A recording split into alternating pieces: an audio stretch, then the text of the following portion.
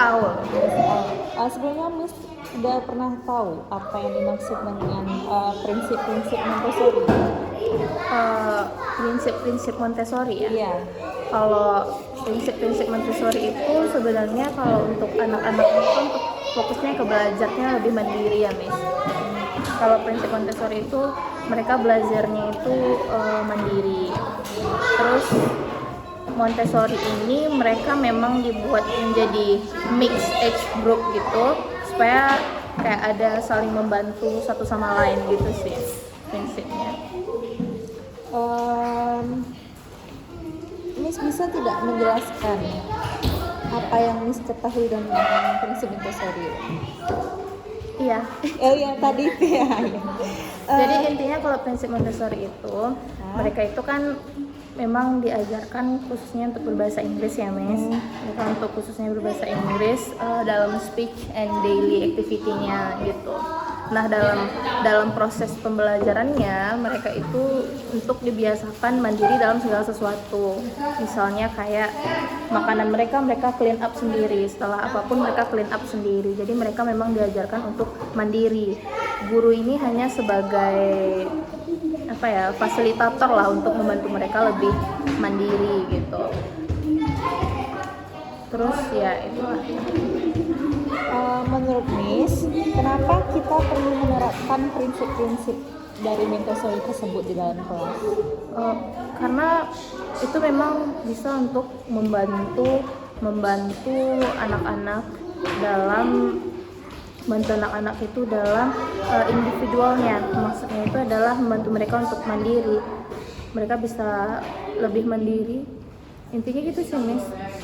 Dalam segala sesuatu mereka itu mandiri, dan jika mereka adanya mixed age group ini pun gunanya adalah untuk kalau mereka memiliki sesuatu yang mereka tidak tahu, jadi yang di atasnya kakak kelas atau grade satu tingkat di atasnya itu bisa membantu. Karena sebenarnya di Montessori itu kami memegang prinsip bahwa anak-anak itu akan lebih cepat mengerti saat diberitahu oleh anak-anak seumuran mereka dibanding teachers-nya gitu, dengan bahasa mereka yang lebih sama-sama mereka mengerti. Kan prinsip Montessori ini ada berapa? 10 ya? Iya. Nah, dari ke-10 itu yang mana yang biasanya Miss terapkan di dalam kelas? Sebenarnya semuanya kita terapkan sih, cuman terkadang kan namanya praktek langsung di lapangan ya Miss ya. Karena praktek langsung di lapangan kadang mungkin di hari ini ada yang terskip, nggak mungkin 10-10-nya itu bisa langsung kita pakai gitu. Apa alasan Miss untuk menerapkan prinsip-prinsip tersebut di dalam kelas? Kenapa Miss harus menerapkan prinsip?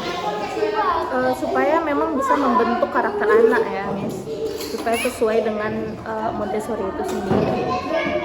Sekarang kita bisa pertanyaan tentang prinsip. Apa? Pertanyaannya sekarang tentang prinsipnya lagi ya. Oke. Prinsip pertama kan tentang child-centered learning.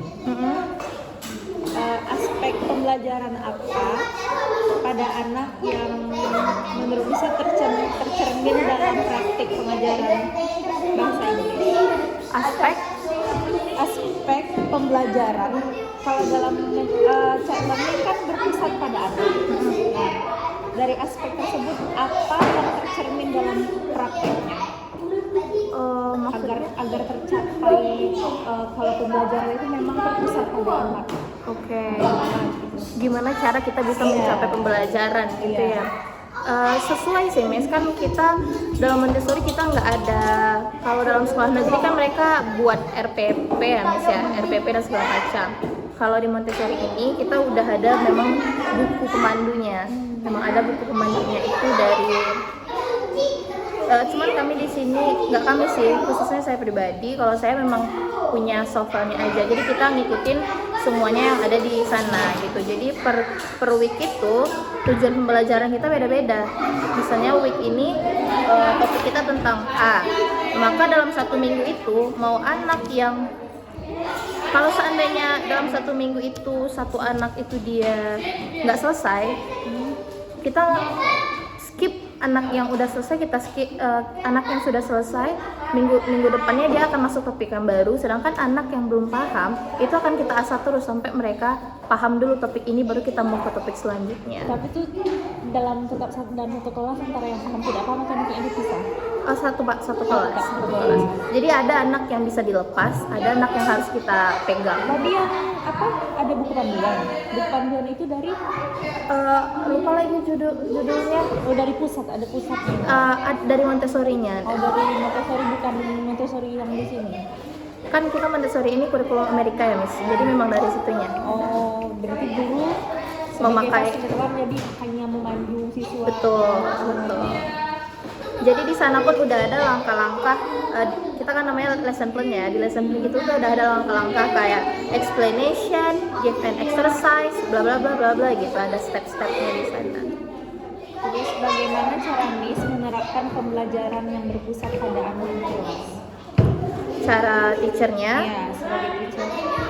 oke, sebagai teacher ya kita hanya ngikutin berdasarkan buku panduan, tapi kita akan improvisasi jika anak-anaknya ini memiliki keterbatasan, karena kan di sini nggak semuanya normal ya, Miss.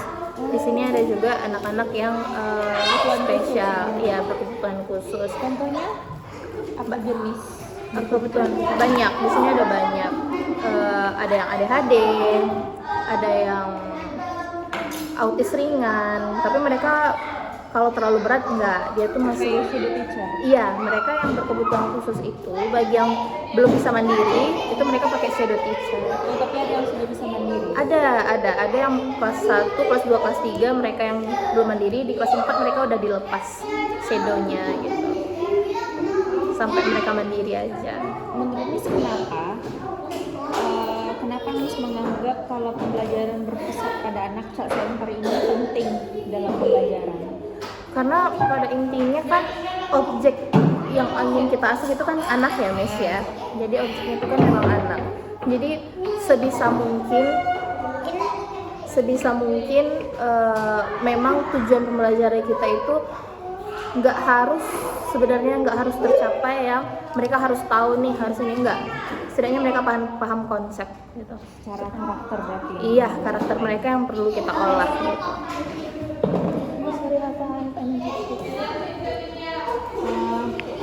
Kemudian prinsip yang kedua tentang independence dari kemandirian. Tadi kan udah disinggung aspek-aspek kemandirian siswa apa saja yang tercermin dalam praktik pengajaran bahasa Inggris. Kalau dalam praktik pelajaran bahasa Inggris sih Contohnya banyak ya, Miss. Kalau dalam bahasa Inggris misalnya kalau saat dalam pembelajaran kah maksudnya? Iya. Ya kayak yang Miss lihat sendiri, anak-anak ini saat kita hanya ngasih instruksi, contoh mereka karena mereka ini sudah kelas 2, jadi mereka karakternya sudah mulai terbentuk dari kelas 1. Apalagi bagi anak-anak yang memang TK-nya di Montessori, Miss, itu ngasah. Iya betul, TK Montessori, nursery. Jadi khususnya untuk anak-anak yang udah dari TK Montessori, saat mereka masuk kelas 1, kelas 2, karena mereka memang sejalan dari TK, itu mengasah kemampuan mereka itu cukup dibilang tidak sangat sulit dibanding anak-anak yang dari TK biasa masuk ke Montessori. Karena kalau TK biasa kan nggak sejalan ya. Jadi kalau untuk di English sendiri, kayak topik, contohnya kayak topik part of speech tadi, kita cuma bilang today we have our topic is about part of speech. Nah mereka dengan sendirinya akan langsung ngambil color pensilnya tanpa harus you need to take your color pencil bla bla bla gitu. Mereka udah tahu apa yang harus mereka lakukan gitu.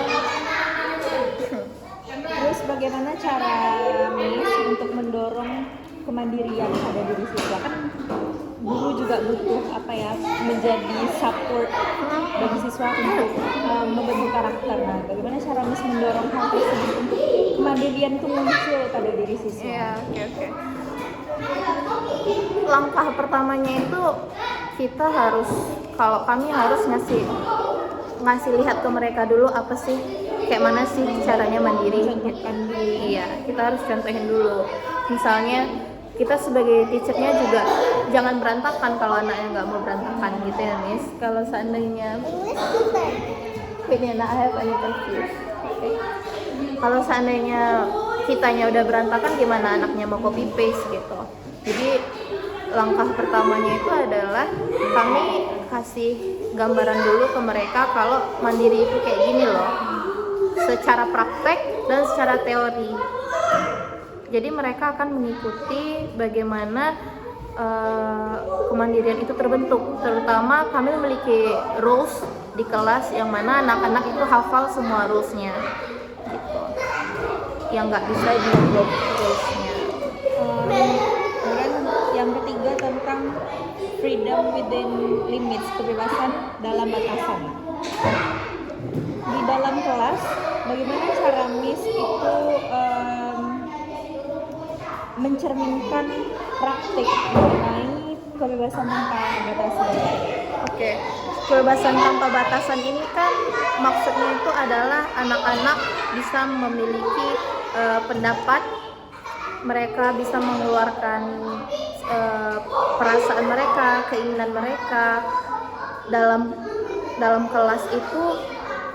Caranya adalah dengan ngadain bonding ke anak-anak, dimana saat guru itu dan anak itu bisa menjadi teman tapi dalam batasan.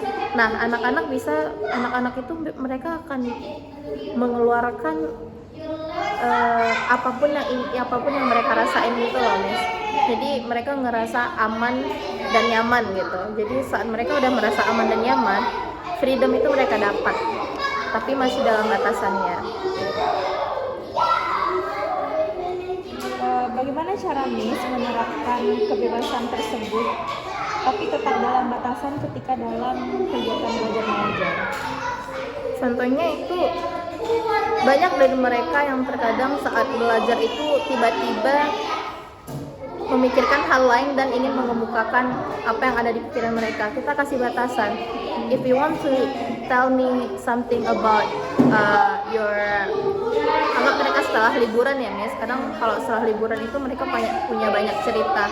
Nah, dalam circle time itu kita meminta mereka untuk ceritakan apa yang ingin kalian ceritakan gitu. Kita ngadanya pas circle time. Saat belajar kita belajar, setelah belajar kalau ingin cerita kita bolehin. Jadi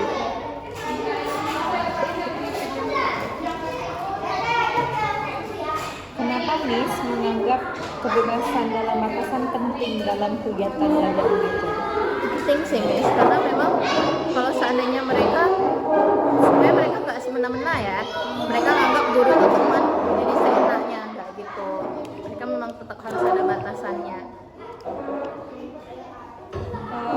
Yang keempat mengenai, kan di sini banyak yang sudah dipersiapkan sekolah kayak worksheet, material, alat tulis. Nah, itu kan merupakan prepared environment, lingkungan yang sudah dipersiapkan oleh sekolah. Aspek-aspek lingkungan yang dipersiapkan apa saja yang memang tercermin di dalam kelas ini? Banyak. Jadi dalam Montessori itu kan kita ada 3 topik ya, culture, English, dan math.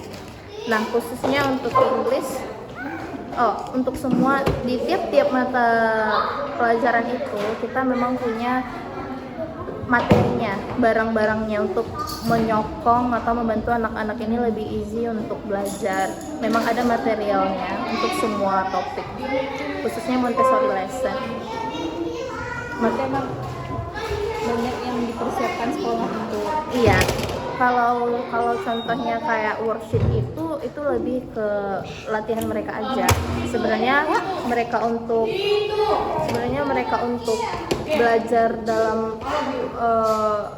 materi lebih easy untuk bagi mereka menggunakan material yang ada di kelas. Kayak simbol, kalau di Inggris kita udah nyediain simbol grammar, terus kita nyediain kayak flashcard dan segala macam. Jadi enak ya, siswa nggak perlu kayak mempersiapkan sendiri karena Enggak. ke sekolah kayak besok bawa ini, besok bawa Nggak ada. Kita di sini juga nggak ada sistem PR. nggak ada sistem PR. Anak-anak juga nggak bawa buku pulang, buku tinggal di sekolah. tinggal di sekolah. Kecuali besoknya ada kuis, mereka bawa buku yang akan dikuiskan aja. Kayak culture, mereka mereka punya kayak material-material di culture itu kan ada geografi, biologi dan lain-lain ya, Miss. Jadi mereka memang punya material-material penyokongnya juga, sama kayak matematika punya ada materialnya gitu, nggak hanya secara teori atau dari buku aja, ada barangnya langsung kalau di Montessori. Terus mengenai pembelajaran melalui pengalaman sensorik, ini contohnya kayak simbol-simbol. Yes. Itu masuk dari sensorik kan? Iya. Nah, pengalaman belajar sensorik apa saja yang ada di dalam kelas contohnya? In English, Yes, ini. kalau di Inggris ada banyak ya, Miss. Yang pertama adalah grammar symbol. Nah, grammar symbols itu memang sangat-sangat membantu mereka dalam membuat sentence. Mereka akan mengingat sentence itu kan berdasarkan kayak yang kami pelajari tadi, verb itu apa mereka udah tahu, symbolsnya apa mereka udah tahu. Yang pertama itu ada material untuk grammar symbol, terus per topik ya, kita pakai kartu, ada juga banyak kartu sih, kalau Inggris dia banyak kartu. Menurut Miss, kenapa pembelajaran berbasis sensorik ini bisa mendukung siswa untuk lebih bagus dalam pembelajaran bahasa Inggris? Karena mereka nggak monoton cuma diajarin pakai papan tulis, Miss. Mereka juga nggak hanya diajarin secara teori doang. Dengan adanya benda-benda atau material di kelas, itu membuat anak-anak itu lebih gampang untuk mengingat sehingga mempermudah kita dalam proses pembelajaran. Guru pun cuma sebagai fasilitator, anak-anak perlu diajarin sekali, 2 kali, dan mereka bisa mandiri untuk ngerjain sendiri kalau udah ada materialnya. Dan ada yang namanya kan prinsip pembelajaran praktik langsung atau hands-on learning. Menurut Miss, kenapa kegiatan hands-on learning ini diterapkan di dalam kelas? Untuk memudahkan anak-anak sih, Miss. Untuk memudahkan anak-anak dalam proses belajar mengajar. Kadang ada juga waktunya kita juga pergi keluar kelas, langsung praktikal langsungnya di luar. Contohnya kayak kalau Inggris kan paling kita noun ya, kayak ini daun, ini Inggrisnya ini. Langsung ditunjukkan. Iya, kalau culture itu mereka lebih dalam lagi. Mereka keluar cari bunga, isi bunga itu namanya ini kayak gitu. Kalau Inggris paling keluar untuk cari ini Inggrisnya ini Inggrisnya gini gitu. Tadi kan ada yang namanya independen, terus kemudian adalah pembelajaran mandiri. Ini kan semua beda. Menurut Miss, aspek pembelajaran mandiri apa yang tercermin di dalam praktik pembelajaran bahasa Inggris? Pembelajaran mandiri, Iya, yang artinya mereka bisa belajar sendiri Iya. tanpa harus dibimbing lebih lagi. Oke. Nah, sebelum kita bisa ngelepas anak mandiri, otomatis kita harus ngajarin dulu ya. Kayak part of speech itu mereka udah bisa dilepas. Kayak misalnya saya suruh make a sentence using verb, non family, adverb, bla bla bla. Mereka udah bisa ngerjain sendiri kok. Dan kita bisa pantau aja. Dan part of speech belajar sejak P1. Ya, P1. Kalau untuk practical life di TK yang lebih ininya. Oh, di TK juga udah belajar? Udah belajar dari TK. Berarti dia memang Montessori ini nggak dicampur kurikulumnya dengan kurikulum dari pemerintah? Sebenarnya Montessori ini kan kita sebenarnya pakai Montessori aja, tapi karena di daerah Pekanbaru ini masih banyak orang tua yang masih awam ya, Miss, kalau kurikulumnya internasional aja. Jadi kami masih menerapkan sistem mix antara kurikulum iya. pemerintah dengan- Jadi setiap hari kami belajarnya sama, Senin sampai Jumat Montessori selalu gitu, tapi cuma sampai jam 12. Dari jam 1 sampai jam 3 nanti kita belajarnya nasional. Jadi jam 1 sampai jam 3 kayak bahasa Indonesia, PKN, matematika, BMR kayak gitu. Kemudian bagaimana cara Miss untuk mendukung pembelajaran mandiri bagi siswa? Kita sebagai fasilitator untuk mendukung mereka, kita menyiapkan semua bahan. Apa yang Contohnya kayak mereka butuh worksheet, kita kasih worksheet. Mereka butuh material, kita kasih material. Terus kenapa pembelajaran mandiri ini menurut Miss itu penting pada pembelajaran bahasa Inggris? Pembelajaran mandiri kenapa penting dalam pembelajaran bahasa Inggris? Karena itu juga salah satu membentuk karakter anak, membentuk karakter anak yang tidak ketergantungan.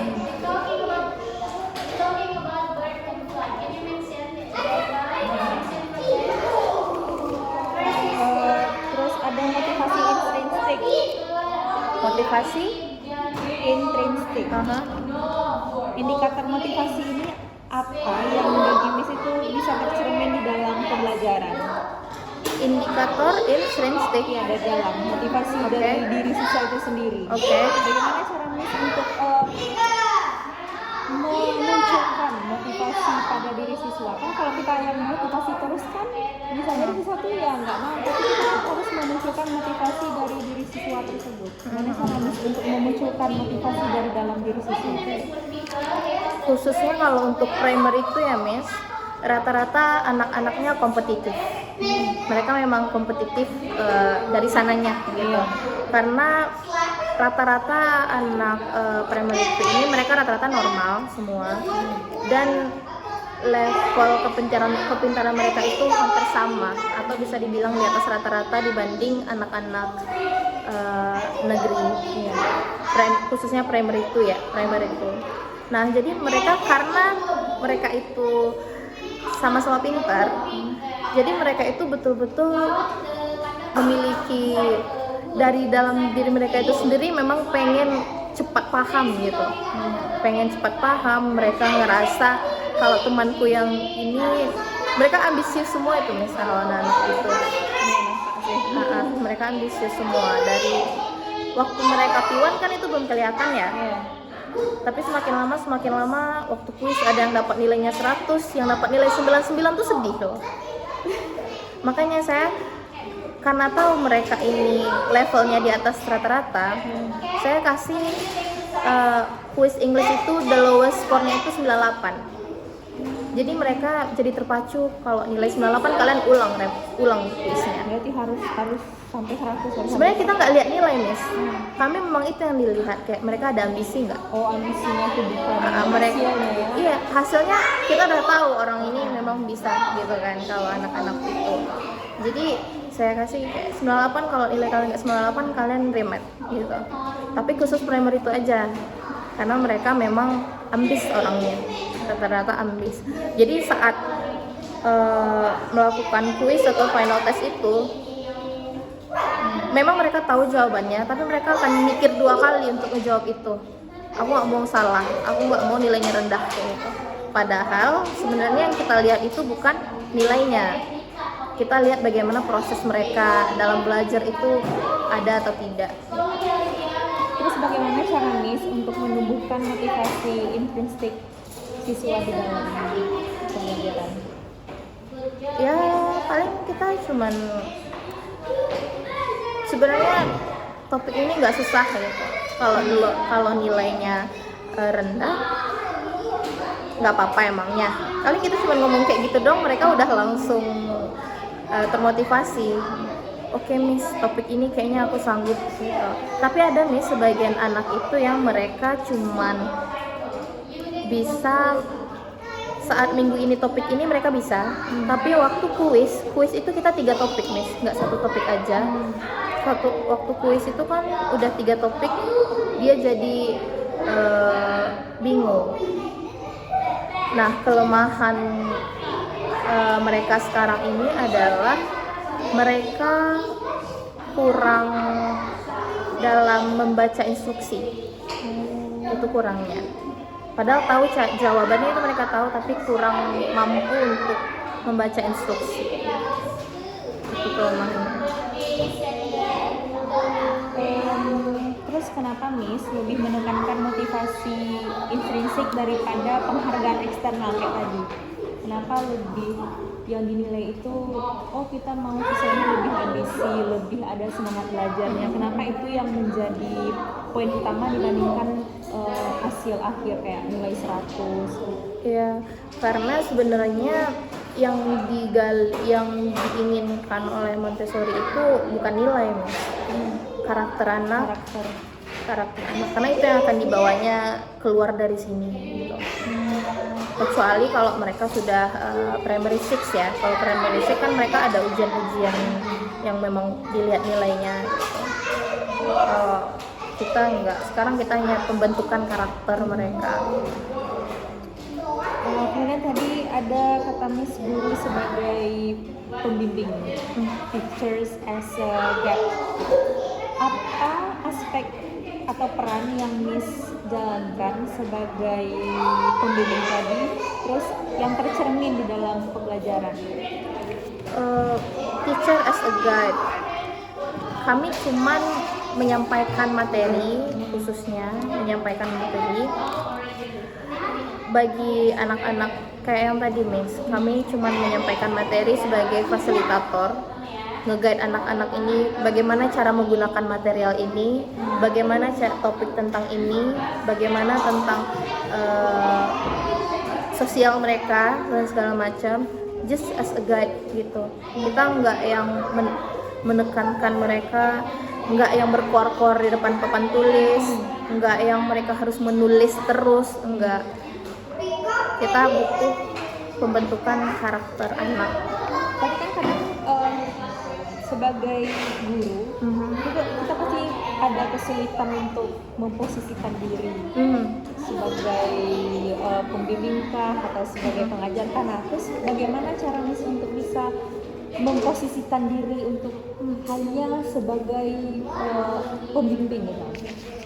Hanya sebagai pembimbing saat belajar. Iya, gimana cara Miss memposisikan diri tersebut? Oke.